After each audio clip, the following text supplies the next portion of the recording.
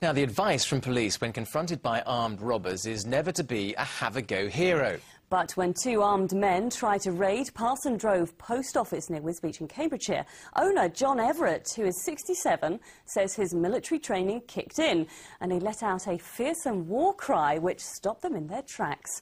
Stuart Leith has the full story.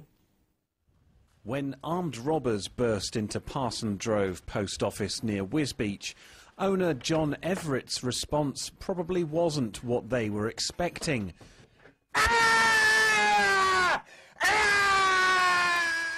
20, 40, 60, 80, 100. John's more used to selling stamps and cashing pensions, but when two men with a crowbar and baseball bat tried to steal cash from the till, John says his 22 years in the Royal Navy came in handy. It was just old military training kicked in. You take the surprise to them rather than let them have the benefit of surprise to you. And if you stand in somebody's space, wide-eyed, shout, it just startles them. John even managed to grab the crowbar from one of the men and hit him on the arm, and the men made off with a small amount of cash and stamps. It's the third time the post office has been raided since John and his wife Patricia took it over 6 years ago, but on the previous two occasions they were away on holiday. Probably the best thing and the advice at the end of the day is to actually just turn and go and leave the scene as quickly as possible and let the raiders get on with what they're doing for your own safety. But, you know, John decided to do what he wanted to do, I presume, because of his military training. And yes, the voice is scary, but it's the first time I've ever heard it at that pitch. So if anyone's collecting their pension at Parson Drove, John will be happy to help. 100, 20, 40, 60, 80. If it's a robber demanding cash, they're more likely to hear... And they should probably take the hint and leave. Stuart Leith's, Anglia News, Parson Drove near Wisbech. John looks like such a quiet little chap. Mild-mannered Scared the little life chap. out of me. Scared the life out of us, didn't he? Yeah. Right, now, a captive cheetah is being trained to hunt for its food in a secret location in the Essex countryside as part of a plan to release its offspring into the wild. Boumani, who's been hand-reared from birth, is allowed to chase rabbits in the 8-acre field. It's hoped by doing this he'll be able to teach his own cubs to catch their prey. But it's a move which has angered animal rights campaigners, as Tom Barton reports. The planet's fastest land mammal being trained to hunt rabbits at a secret location in a deer park on the Suffolk-Essex border.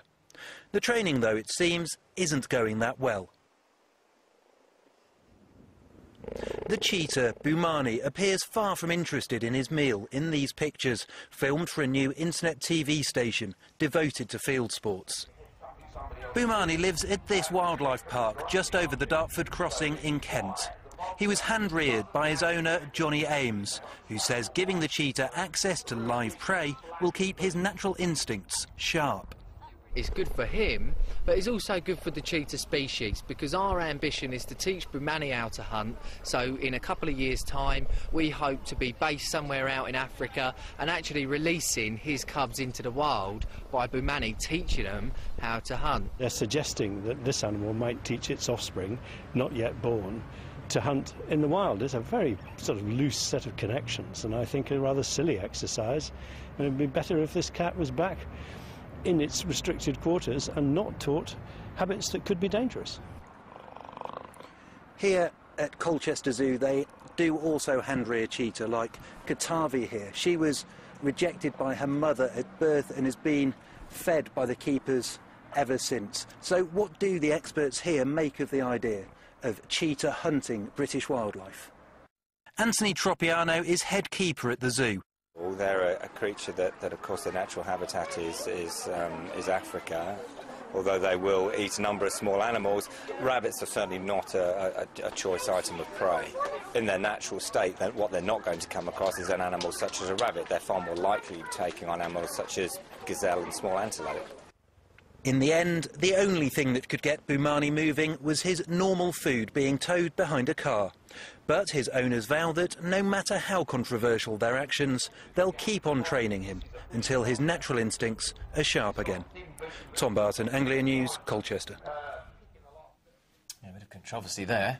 A bit more now, actually. As ever, a plant caused so much debate. If you were watching on Friday, you may remember that we showed you this. The sinister and somewhat poisonous devil's snare, which somehow managed to find its way from the Amazonian rainforest to take root in Phyllis and George Abbott's garden in Newmarket.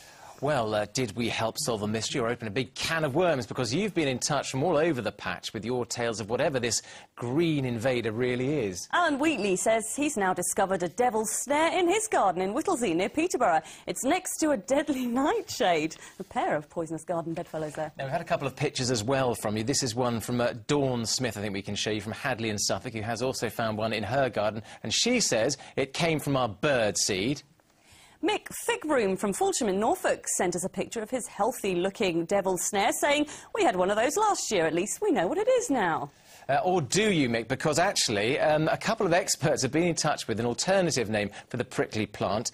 We've got one from Paul Cook from Durham, who actually says it is the common thorn apple. And legend has it, Paul says, that it used to be used by the priest at Delphi to induce a trance, which enabled them to foretell the future. You've had some of that tonight, haven't you?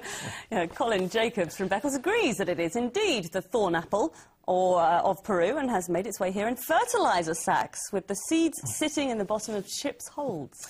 Well, as ever, thank you very much indeed for enlightening us on with your stories of the devil's snare and the legend and everything else that goes with them. It's called the common thorn apple. It's also called the Datura stramonium there, whatever else it goes by the name of, including a few others, no doubt. What a fantastic response from you on that subject. So here's a reminder what to do if you've got any feedback on any of the stories featured here on Anglia Tonight, or anything else you'd like to tell us about. Yeah, just email us at the usual address. There it is on your screen. It's jonathanandbecky@itv.com. And please include your name and where you're from, and wherever possible, we're going to try and read out your comments on the programme, including those ones there that we've just done. Now here's what to expect on the national